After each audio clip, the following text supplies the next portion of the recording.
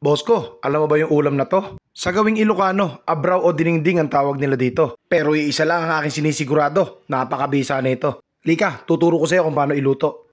Napakadali lang na tong iluto. Simulan natin sa tubig, tayo ay magpapakulo. Tapos pag kumukulo na, yung ibang rekado ilalagay na.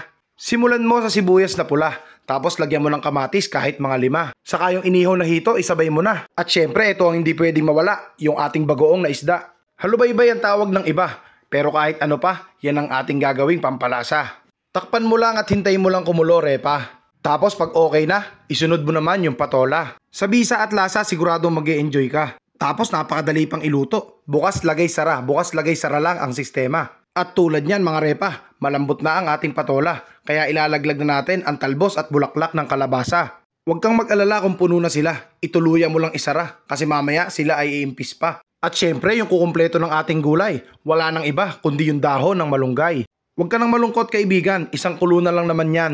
Tapos pag okay na, atin naman itong titikman. At ayan na mga repa, ready na ang ating inabraw na talbos at bulaklak ng kalabasa. Itsura pa lang talaga naman nakakapaglaway. Pati ang aking misis hindi na napigilang magkamay habang nanonood ng teleseryeng Abot Kamay.